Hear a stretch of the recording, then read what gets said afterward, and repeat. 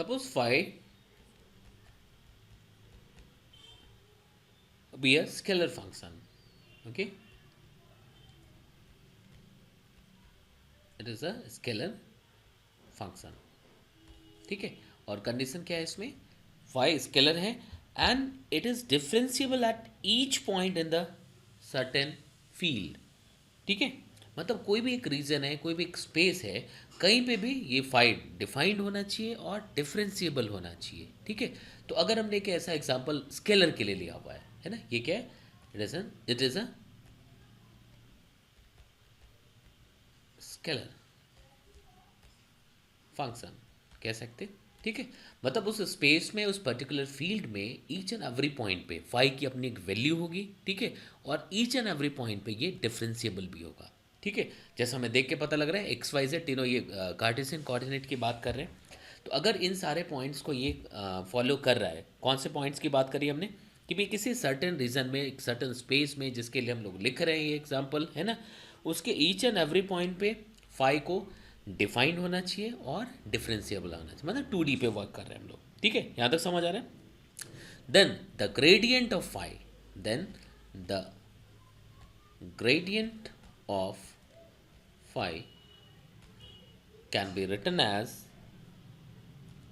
देखना समझना, ये वापस लास्ट लेक्चर में जो हमने पढ़ा हुआ है डेल ऑपरेटर. ठीक है, इसको हमने फाई पे अप्लाई किया. ठीक है, तो जब फाई पे अप्लाई कर दिया तब ये क्या बन गया, gradient. What is phi, phi is a scalar which is defined and differentiable, है ना, at each and every point in a given space और इन अ रीजन. लिख सकते. तो देखो डेल फाई, अब ये कितना आ जाएगा, ऑपरेटर आपको याद है. ठीक है ना, एक्स वाई जेड तीन अलग अलग फॉर्म में आता था, अब यहाँ पे क्या आ जाएगा, खाली होता था, अब यहाँ पे फाई लग जाएगा. लिख सकते. फिर क्या होगा, जे, फिर से फाई लग गया है ना, के,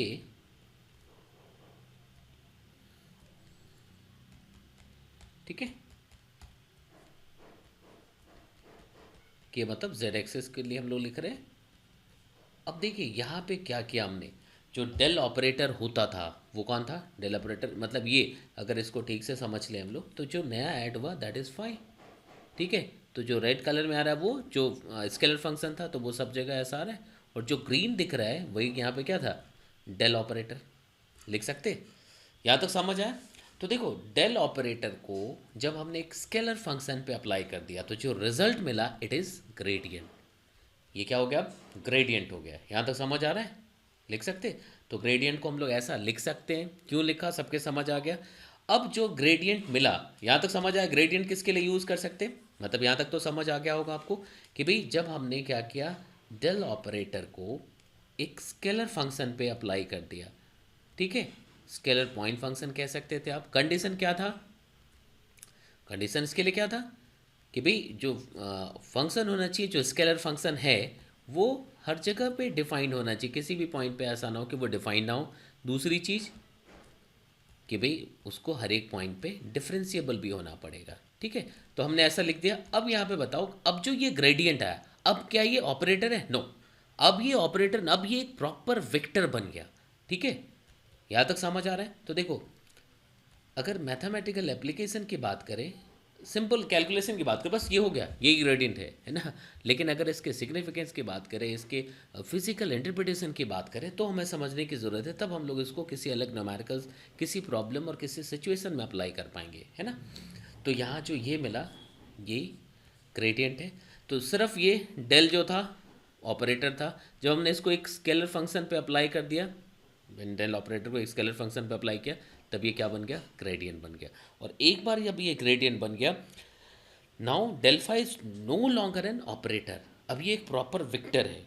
ठीक है, लिख सकते हैं ना, मतलब अब इस वेक्टर का अपना एक डायरेक्शन हो सकता है, मतलब सब, मतलब लिख सकते हैं. अगर हमें चाहिए कि यार इस वेक्टर को, अब एक वेक्टर बन गया, तो देखो ये याद रहेगा आपको कि डेल ऑपरेटर जब एक स्केलर फंक्शन पे अप्लाई हुआ तो रिजल्ट क्या है, ग्रेडियंट. और ग्रेडियंट अपने आप में क्या है, वेक्टर क्वांटिटी है.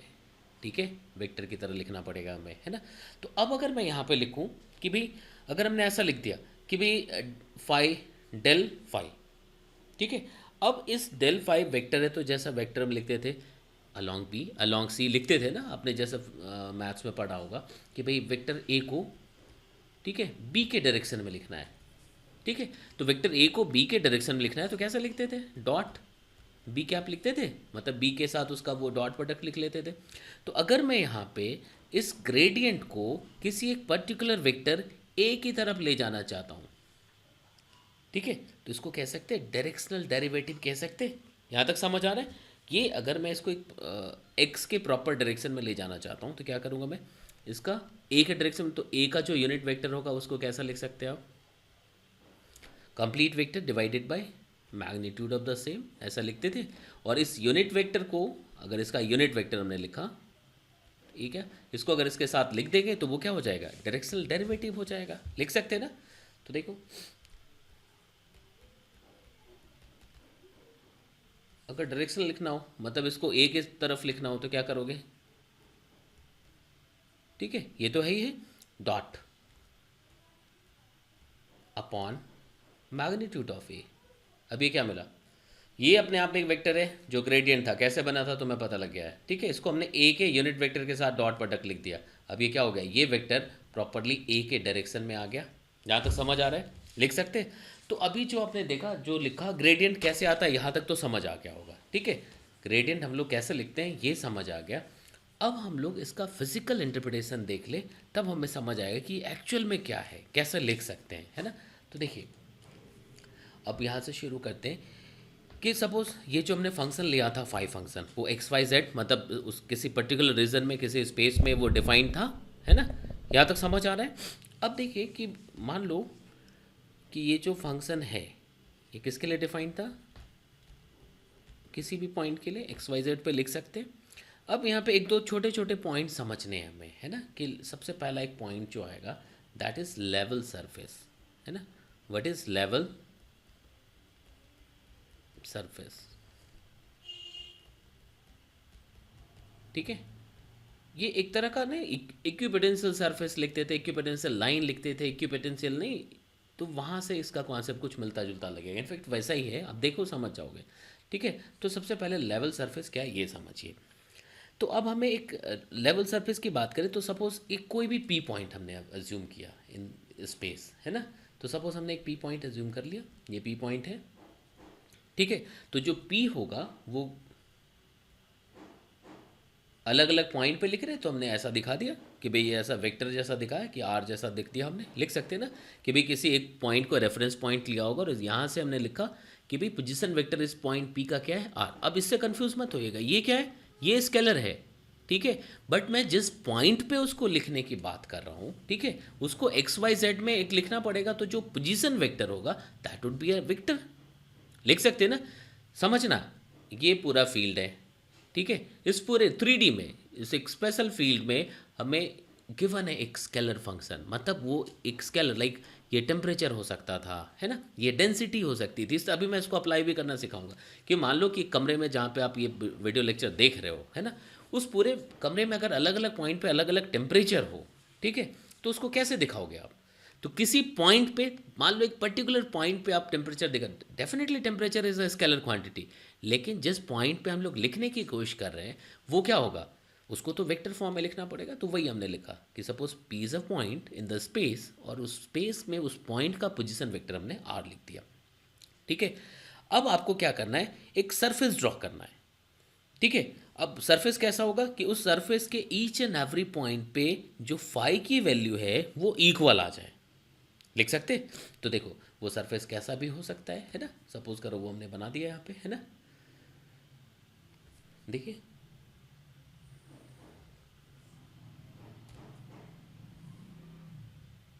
ये सपोज ऐसा आ गया, ये सरफेस आ गया, लिख सकते। तो इस सरफेस के ईच एंड एवरी पॉइंट पे अगर फाई का वैल्यू कांस्टेंट होता है, ठीक है ना, तो क्या हो जाएगा, इसको हम लोग क्या कहेंगे, लेवल सरफेस कहेंगे।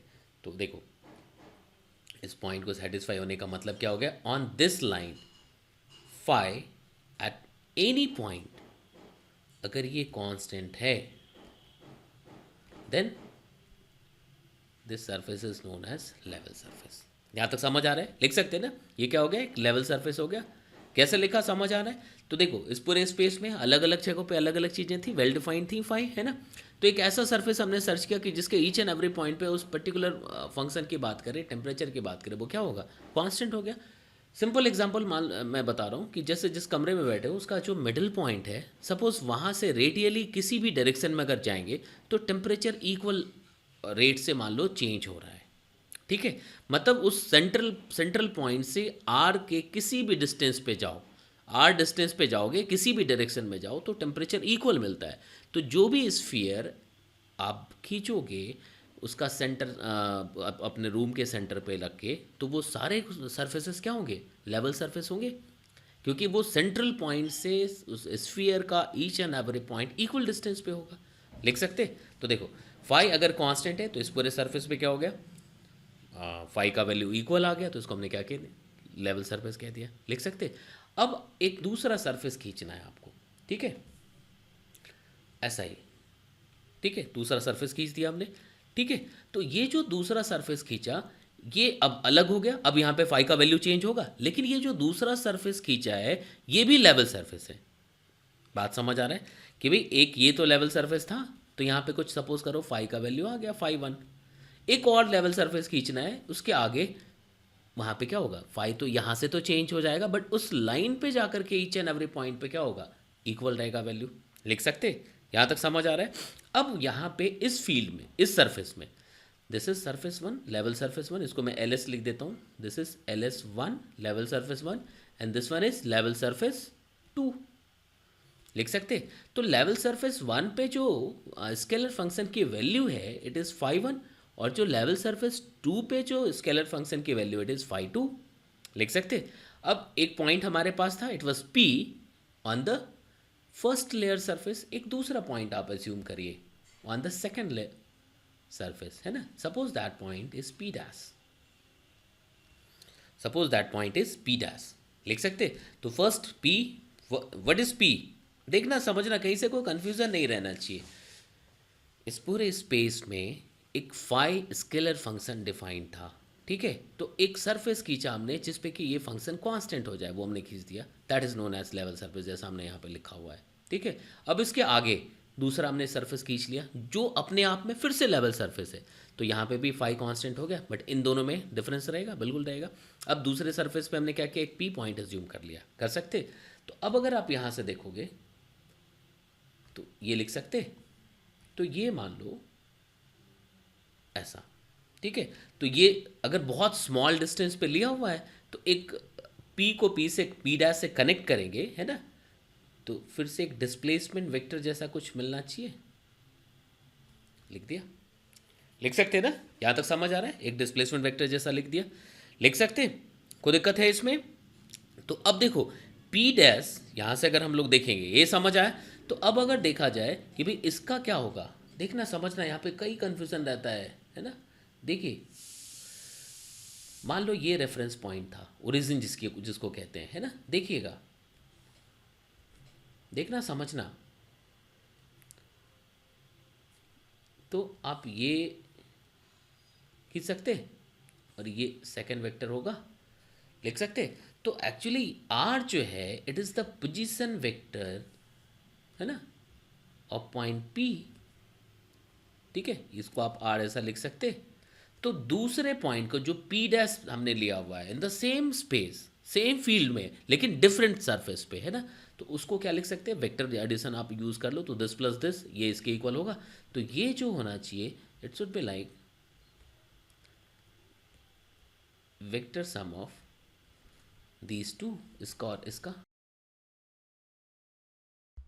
अब हम लोग ग्रेडियंट, ठीक है, जो हमने अभी लिखा हुआ था ग्रेडियंट ऑफ फाई, है ना, देखिए, और ये जो आर के लिए जो डिस्प्लेसमेंट जैसा लिखा था इसका डॉट प्रोडक्ट लिखते हैं, ठीक है। ये क्या होगा देखना है आपको, अगर इसका डॉट प्रोडक्ट लिखोगे आप तो क्या आ जाएगा, ये आपको पता है, ये कितना आया था, देखिए ये पता है ना, अभी जस्ट हमने ग्रेडियंट ही किया हुआ है, तो ग्रेडियंट के लिए क्या लिख रहे हैं यहाँ पे, क्या आ जाएगा,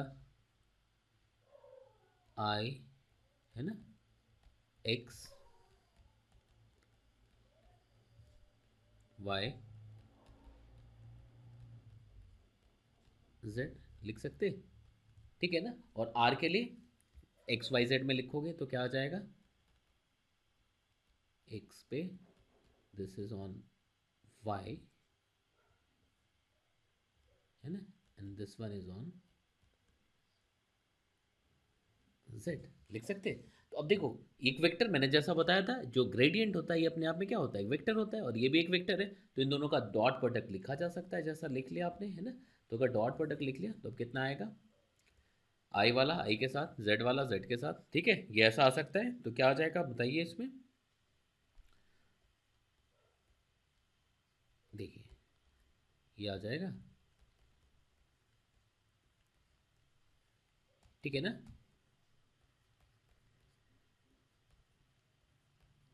और ये जेड पे, तो फाइनली जो आपको मिलेगा ये क्या होगा, चेंज इन फाइव बता रहा होगा, ठीक है। तो देखो, ग्रेडियंट और जो आर के लिए हमने लिखा, जो चेंज इन आर के लिए लिखा था डॉट प्रोडक्ट, वो फाइनली कहाँ पहुँचता है, चेंज इन फाइव पे, ये लिख सकते हैं, जहाँ तक समझ आ रहा है। तो चेंज इन फाइव, अब पोजीशन चेंज किया तो चेंज इन फाइव एक्सपेक्ट कर सकते हैं हम लोग, है ना। लेकिन अगर एक स्पेशल केस में यूज़ करूँ यहाँ पे कि भाई हम मैं चेंज इन फाइव ज़ीरो ले लूँ, मैं वही जो स्केलर फंक्शन था उसकी बात कर रहा हूँ। तो अगर चेंज इन फाइव ज़ीरो ले लिया, तो अगर इस मैथमेट देखो, ये वेक्टर है, ये भी वेक्टर है, जो ग्रेडियंट था ये भी वेक्टर है और ये भी वेक्टर है। तो अगर इन दोनों का जो डॉट प्रोडक्ट है अगर ये ज़ीरो आ रहा है, इट मीन्स कि these two are perpendicular to each other, लिख सकते सॉरी, मतलब ये तभी हो सकता है when gradient of five, when gradient five is perpendicular to displacement, ये चेंज इन पोजीशन, वेक्टर लिख सकते। यहाँ तक समझ आ रहा है, इसका मतलब ये हो गया। अब देखना, ये देखो कि भाई ये कब हो सकता है, चेंज इन फाइव जीरो होने का मतलब आप सेम लेवल सरफेस पे चल रहे हो। तो अगर एक सिंपल एग्जांपल लें कि मान लो हॉरिजॉन्टल लेवल सरफेस है, जो लेवल सरफेस है वो हॉरिजॉन्टल है, मतलब हॉरिजॉन्टल एक प्लेन पे फाइव कांस्टेंट हो रहा है, एक स्पेशल केस में बता रहा हूँ, ठीक है, ये लेवल सरफेस है। तो जो ये चेंज होगा, ये क्या होगा भाई, देखो फाइव में चेंज तभी जीरो होगा जब आप एक ही प्लेन में चल रहे हो। तो एक ही प्लेन पे चल रहे हो तो इसके लिए तो कंस्ट्रेंट हो गया है कि भाई ये जो है ये प्लेन में ही आना चाहिए, ठीक है। मैंने एक स्पेशल केस लिया कि भाई चेंज इन फाइव जीरो है, तो चेंज इन फाइव जीरो कब होता है, ये हमें पता है, सेम लेवल सरफेस पे। एक स्पेशल केस लिया कि सेम लेवल सरफेस जो है वो हॉरिजॉन्टल जैसा एक प्लेन दिख रहा है। तो अब एक कंस्ट्रेंट बन गया कि भाई सेम प्लेन में, यहाँ से उस पॉइंट से कि भाई सेम लेवल प्लेन में डेल फाइव जीरो होगा, चेंज इन फाइव जीरो होगा, उस हिसाब से ये इसी प्लेन में होना चाहिए, इसी में चलेंगे तब आपको क्या होगा, चेंज इन फाइव जीरो मिलेगा। इट मीन्स कि भाई इस यहाँ से क्या कंक्लूजन मिल रहा है आपको, कि भाई जो ग्रेडियंट है it should be perpendicular to this plane, लिख सकते। तो एक चीज़ मिल गया, जो ग्रेडियंट होता है ये ऑलवेज क्या होता है, परपेंडिकुलर होता है, किससे, उस प्लेन से जहाँ पे कि फाई क्या है, कांस्टेंट, ये एक थ्योरम जैसा लिखते हैं, लिख सकते हैं ना। यहाँ तक समझ आ रहा है, जहाँ पे फाई कांस्टेंट होगा, जिस प्लेन में फाई कांस्टेंट होगा ये उसके परपेंडिकुलर होगा, ग्रेडियंट क्या होगा, उसके परपेंडिकुलर होगा। यहाँ तक समझ आ गया। तो देखो ग्रेडियंट है क्या ये समझ आ रहा है, ये थ्योरम जैसा क्या था ये समझ आया। अब इसका फिजिकल सिग्निफिकेंस मैं थोड़ा सा समझाता हूँ आपको, कि देखना कि भाई जैसा आप बात कर रहे थे कि भाई जहाँ पे आप बैठ के लेक्चर देख रहे हो, सपोज़ वहाँ पे टेम्परेचर चेंज हो रहा है, ठीक है ना। वहाँ पे टेम्परेचर चेंज किस तरह से हो रहा है, तो देखो टेम्परेचर चेंज कई तरीके से हो सकता। तो मान लो अलग अलग पॉइंट पे अलग अलग हो रहा है, तो मैंने ये देखा कि भाई एक्स पे चेंज हुआ, वाई पे भी चेंज हुआ और जेड पे भी चेंज हुआ, ठीक है। तो एक्स पे चेंज हुआ टेम्परेचर, उसका कुछ रेट हो गया, है ना। तो उसको हमने क्या किया, ऐसा लिख दिया। वाई पे भी चेंज हुआ, उसको हमने ऐसा लिख दिया। और जेड पे भी चेंज हुआ तो उसको हमने ऐसा लिख दिया। तो देखो, तो ये टेम्परेचर क्या है, ये scalar quantity, but rate of change of temperature with respect to distance यहाँ पे वेक्टर जैसा दिख रहा है। इनफैक्ट ये वेक्टर ही हो जाएगा, बट आपको समझाना है मुझे, है ना। तो ये वेक्टर जैसा दिख रहा है, ये rate of change of temperature along x, this one is the rate of change of temperature along y, and this is the rate of change of temperature along z, लिख सकते। जैसे along की बात करते मतलब डायरेक्शन की बात करें, along this line and along this line. तो यही चीज़ था कि भाई टी स्केलर फंक्शन था, उस पर जब हमने डेल ऑपरेटर लगा दिया तो ये एक वेक्टर बन गया, और वो वेक्टर कैसा बना, जो rate of change of this scalar function बता रहा है ना। और वो किधर आएगा, जब इसका जो मेन जो रिजल्टेंट होगा इन तीन का, ये एक्स कंपोनेंट नहीं, एक एक्स पे आता है, एक वाई पे आता है और एक क्या आता है, जेड पे आता है। तो X component, Y component and Z component, तो इन तीनों का रिजल्टेंट सपोज इस लाइन पे अगर सपोज आ रहा है, ठीक है, तो इस लाइन पे rate of change of temperature maximum होगा। बात समझ आ रहा है, मतलब जो डाइवर्जेंस का जो डायरेक्शन हो गया वो इस लाइन पे हो गया, तो जो आइसोथर्मल प्लेन जहाँ पे जिसको लेवल सरफेस कहते थे वो इसके परपेंडिकुलर आ जाएगा। तो ये ग्रेडियंट लिख सकते हैं ना, तो ये ग्रेडियंट आ गया, लिख सकते हैं ग्रेडियंट ऑफ टी। तो ग्रेडियंट ऑफ टी क्या हुआ, rate of change of temperature. अगर टी मैं यहाँ पे स्केलर फंक्शन को टेम्परेचर के तौर पे देख रहा हूँ, तो ये आ गया। और ये क्या होगा, इस फील्ड के मतलब जो लेवल फील्ड है जो आइसोथर्मल प्लेन था उसके परपेंडिकुलर हो गया, है ना। तो देखो इसको दो फ्रंट पे यहाँ पे काम करने की ज़रूरत पड़ेगी आपको, कि जैसे ग्रेडियंट आपने सीखा, तो ग्रेडियंट सीख लिया तो कैसे आता है ये समझ आ गया कि ग्रेडियंट है तो किसी स्केलर फंक्शन पे हमने इसको लगा दिया। तो जैसे स्केलर फंक्शन पे आप लगाएंगे ये फाइनली क्या बन जाएगा, वेक्टर बन जाएगा। इतना सा मैथ्स है इसमें, ठीक है। वो क्या बन गया, ये लिख सकते। अब इसके अलग अलग मैथमेटिकल पोर्शन होंगे जो मैथ सॉल्व करने को कहा जाएगा। और दूसरा जो इंपॉर्टेंट चीज़ होगा, इसका मतलब समझ के तभी आप इसको डिफरेंट डिफरेंट पार्ट में अप्लाई कर पाएंगे। लाइक वो थर्मोडायनेमिक्स हो जाए, है ना, या कर्ल पढ़ेंगे, अभी डाइवर्जेंस पढ़ेंगे, है ना, वो सभी फ्लूइड मैकेनिक्स में यूज़ करने की ज़रूरत पड़ जाए तो कहीं भी करेंगे, तो ये मतलब समझने की ज़रूरत होगी, ठीक है। तो डेल ऑपरेटर कैसे हमने अप्लाई किया ये समझ आ गया, ग्रेडियंट कैसे बन गया ये समझ आ गया, लिख सकते, यहाँ तक समझ आ गया। ग्रेडियंट का मतलब क्या था, फिजिकल मीनिंग क्या हो गया, ज्योमेट्रिकल इंटरप्रिटेशन भी मैंने बताने की कोशिश की, आपको समझ आया होगा। और जब आप थ्योरम देखोगे वो दो कि भाई थ्योरम क्या है, कि भाई जहाँ पे भी ग्रेडियंट होगा ये क्या होगा, कांस्टेंट सरफेस, मतलब कांस्टेंट फाई वाले सरफेस, इस पर्टिकुलर फंक्शन का जो सरफेस जहाँ कांस्टेंट होगा उसके क्या होता है, परपेंडिकुलर होता है। ये ऑब्वियस सी बात है, ठीक है। वो दूसरा क्या, कि maximum rate of change of उस सरफेस के परपेंडिकुलर मिलता है, क्योंकि ये रेट ऑफ चेंज शो करता है। यहाँ तक समझ आ गया, तो इसको कर लीजिए, समझ आया तो आप सब्सक्राइब जरूर कर लीजिएगा। इसका अगला वीडियो इस पर न्यूमेरिकल्स डालूंगा, देन कर्ल, डाइवर्जेंस, फिर आगे चलेंगे जो ग्रीन्स थ्योरम, डाइवर्जेंस थ्योरम, ठीक है।